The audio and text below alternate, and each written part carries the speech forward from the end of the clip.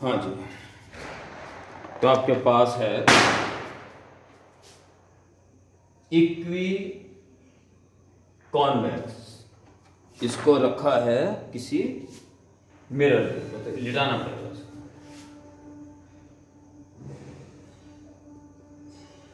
यह है equi convex lens, इसकी दोनों रेडियस ऑफ कर्वेचर एक जैसी हैं, जिसकी वैल्यू दे रखी है उसने कितने 20 सेंटीमीटर। ओके,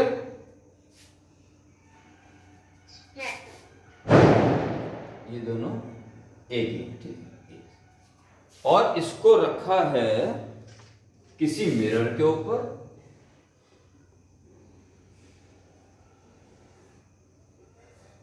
ये मिरर है, और मिरर के ऊपर कुछ ड्रॉप लिक्विड की डाल दी गई है पहले, तब इस लेंस को रखा है। समझ पा रहे हो? ये लिक्विड डाला हुआ है,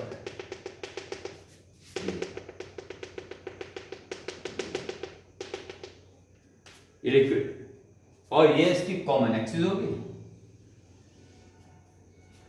वो ये कह रहा है कि जो पिन है, पिन की इमेज उसी के ऊपर बन रही है। ध्यान देना, जब प्लेन मिरर पर नॉर्मल रे पड़ती है तभी रिटर्न बैक होती है, और जहां से वो आई थी वहीं पहुंच जाएगी दोबारा। रिवर्सिबिलिटी लॉ आपने पढ़ा होगा। अगर ऑब्जेक्ट की जगह पे ही इमेज बन रही है, इसका मतलब क्या हुआ? प्लेन मिरर ने जैसी रे आ रही थी वैसी वैसी लौटा दी। इसका मतलब क्या हुआ कि अगर ये मिरर ना होता तो रे सीधी जा रही थी करके, ये इनफाइनाइट की तरफ जा रही होंगी, जब तो मिरर आ गया बीच में, उस वैसी वैसी उसको लौटा दी। समझ में आई बात? तो अगर इसमें से गुजरने के बाद तो सीधी सीधी जा रही है, प्रिंसिपल एक्सिस के पैरेलल जा रही है, फिर तो स्टार्टिंग फोकस से हुई होगी ना। फोकस से जाने के बाद ही तो वो पैरेलल चल जाती है बाद में। तो ये फोकल लेंथ रही है किसकी? इस कॉम्बिनेशन की। फिर वो ये कह रहा है, ये किसके आगे? फोकल लेंथ कॉम्बिनेशन के आगे, ठीक है, कंबाइंड फोकल लेंथ कितनी? 30 सेंटीमीटर। वो कह रहा है ऐसा 30 सेंटीमीटर पे देखने को मिला। फिर वो ये कह रहा है दूसरे केस में, दूसरे केस में ये कहना चाह रहा है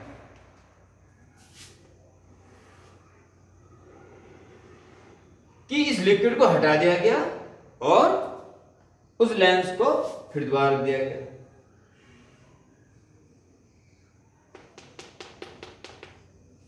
अब जो घटना घटी, अब वो 20 सेंटीमीटर, ये 30 था, अब 20 सेंटीमीटर पे ऑब्जेक्ट पर ही इमेज बनती, यानी इससे जाने वाली रे इसमें से निकलने बाद पैरेलल हो चुकी होंगी प्रिंसिपल एक्सिस के, तभी मिरर ने उनको रिटर्न बैक करके वहीं भेज दिया जहां से वो आई थी। यानी इसके अकेले की फोकल लेंथ क्या हुई?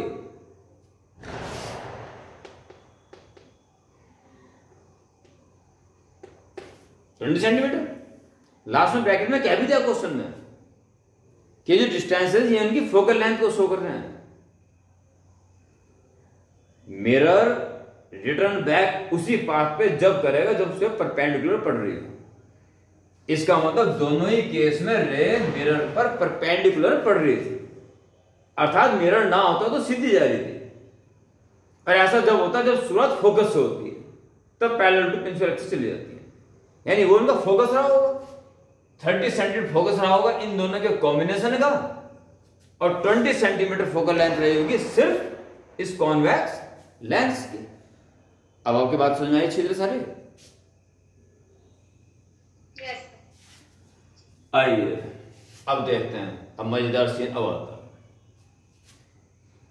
है। एक लेंस तो आपको साफ साफ दिखाई दे रहा है, कॉन्वेक्स लेंस। ये क्लीन दिखाई दे रहा है। दूसरा कौन सा लेंस आपको दिखाई दे रहा है?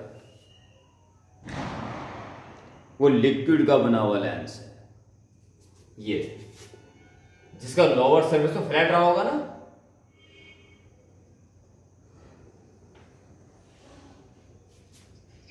और अपर सरफेस कैसा रहा होगा? कॉनकेव की कॉन्वेक्स? इसके कांटेक्ट में आ गया ना वो, ऐसा रहा होगा। ये गैप मैंने दिखा दिया, नहीं तो ये गैप नहीं है, ये से सटा हुआ है बिल्कुल। ये लिक्विड का बना हुआ है, क्योंकि इसी के पैरेलल है तो इसकी रेडियस भी वही हुई आर, इसको तो है ही है आर। ओके, इसकी फोकल लेंथ कितनी है? 20 सेंटीमीटर। और इनके कॉम्बिनेशन ही कितनी है? 30 सेंटीमीटर। इसकी अकेले कितनी होगी ये मैं निकालना, समझ आया? सो कॉम्बिनेशन की फोकल लेंथ, अगर दो पतले लेंस कांटेक्ट में रखे हो तो 1/f1 + 1/f2, ये आपने पढ़ा?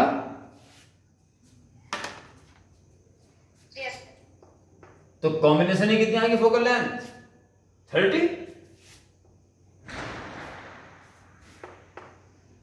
= कॉन्वेक्स कितनी है? 20 प्लस, अब आता है दूसरे लेंस की फोकल लेंथ, और दूसरे लेंस की फोकल लेंथ 1/f क्या होता है? Mu -1/1/r1 - 1/r। 1/f की वैल्यू होती है ना वो, क्लियर? चलिए, बड़ी अच्छी बात है। अब आप ये देखिए 1/30 - 1/20 = म्यू। इसका म्यू कितना है तो हमें निकालना है। ओके,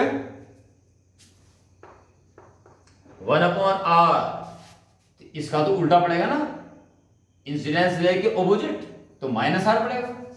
-r, r की वैल्यू देखिए 20, और R2 दूसरा तो फ्लैट है, बस जितना फ्लैट होता चल जाएगा रेडियस बढ़ती चल जाएगी, और पूर्ण फ्लैट होने पर 90 डिग्री हो जाएगी, इनफाइनाइट।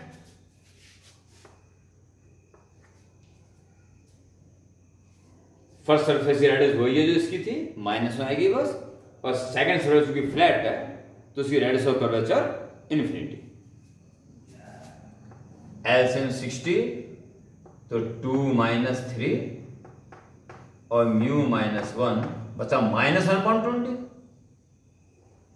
-1/20 -1/60, इसका माइनस आ गया जाएगा, माइनस म्यू -1/20, और तो खाली कैलकुलेशन है, दिस कैंसिल, तो क्या आ जाएगा?